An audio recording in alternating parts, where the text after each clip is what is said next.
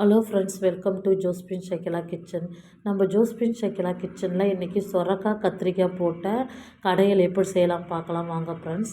ஒரு சொரக்காய் பிஞ்சு சொரக்காய் தான் எடுத்து வச்சுக்கிறேன். கத்திரிக்காய் 2 எடுத்துக்கிறேன். தேவையான ஒரு கப்பு பாசிப்பருப்பு சேர்த்துக்கினேன். பூண்டு 10 பல் பூண்டு உரித்து சேர்த்துக்கலாம். ஒரு 5-6 பச்சை மிளகாய் சேர்த்துக்கலாம். அதோடு ஒரு 4 தக்காளி அரிஞ்சு சேர்த்துக்கிறேன் ஃப்ரெண்ட்ஸ். நம்ம குழந்தைங்க எங்கள் பசங்கள்லாம் இந்த காய்கறி கடைகள் கீரைகள் எல்லாம் விரும்பி சாப்பிடுவாங்க. அதோட வெங்காயம் ஒரு 4 சேர்த்துக்கலாம். டேஸ்ட்டு வெங்காயம் தக்காளி பூண்டு தான். அதோட கத்திரிக்காய் ஒரு 3 கட் பண்ணி சேர்த்துக்கிறேன்.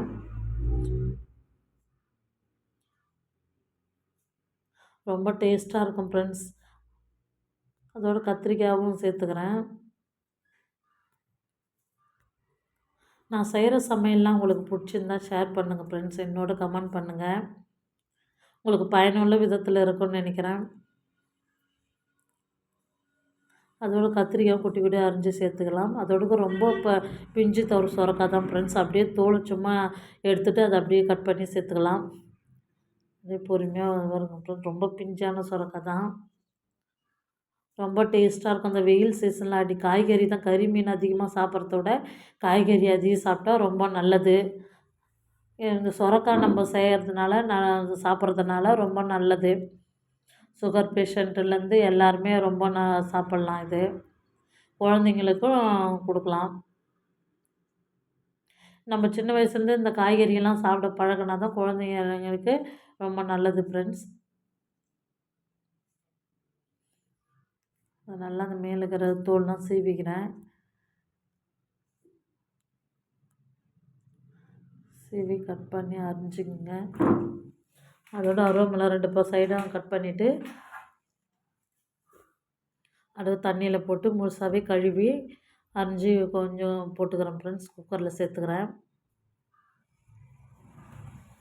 ரொம்ப பிஞ்சாக ரொம்ப சாப்பிட்டா சொரா பிஞ்சிலையும் கோழி சின்னதுலேயும் அடித்து சாப்பிட்ணுன்னுவாங்க பழமொழி. அதுக்கேற்ற மாரி சொரா பிஞ்சில் எடுத்து கட் பண்ணி சாப்பிட்றேன் ஃப்ரெண்ட்ஸ்.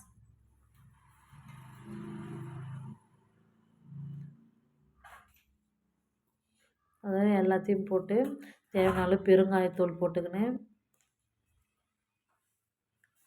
தேவையான அளவு தண்ணி ஊற்றிக்கின்னு குக்கரில் விசில் போட்டுடலாம் ஃப்ரெண்ட்ஸ். தேவையான அளவு மஞ்சத்தூள்,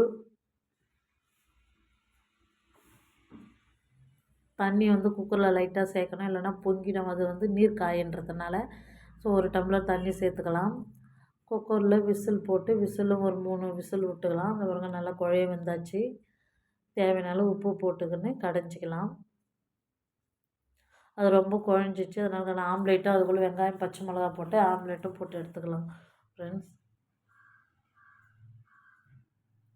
அதோட நல்லா கடைஞ்சிக்குங்க. அப்படியே கூட கடைஞ்சிக்கலாம். அதோட மண் சட்டி வச்சுட்டு தேவையான நல்லெண்ணெய், கடுகு, சீரகம் காஞ்ச மிளகா 5 உங்கள் காரத்துக்கு ஏற்ற மாரி செய்யுங்க. மண் சட்டியில் கடைஞ்சி தாளித்தாலும் நம்ம மண் சட்டி செய்கிற ஒவ்வொரு பொருளும் ரொம்ப டேஸ்ட்டும் சத்தும் இருக்குது ஃப்ரெண்ட்ஸ். கூடுதலான சத்து நம்மளுக்கும் டேஸ்ட்டும் கிடைக்குது. நீங்களும் மண் சட்டியில் செய்து பாருங்கள் ஃப்ரெண்ட்ஸ். காஞ்ச மிளகா, கருவேப்பிலை, சீரகம் போட்டு தாளிச்சிக்கலாம். ஒரு நெல்லிக்காய் சைஸ் புளியும் சேர்த்து அதில் ஊற்றிக்கலாம். அதோட அந்த மத்தாலே கிளறி நம்ம தாளிப்பில் சேர்த்துக்கலாம். இப்போ எவ்வளோ கலர்ஃபுல்லாக சூப்பராக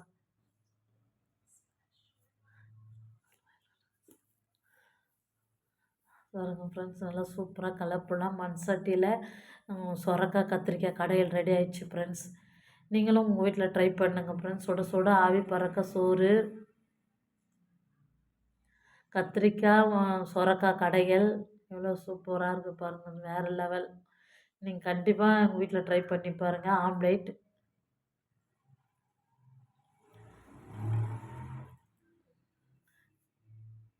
ஆம்லேட் பையனுக்கு சுட சுட ஆவி பறக்க சாதம், கடையல், அதோட பொட்டேட்டோ ஃப்ரை பண்ணி வச்சுக்கிறேன். அவனுக்கு உருளைக்கிழங்கு தான் பிடிக்கும். இதுக்கு உருளைக்கிழங்கு ரொம்ப சூப்பராக இருந்துச்சு ஃப்ரெண்ட்ஸ். நானும் சாப்பிட்டு பார்த்தேன்.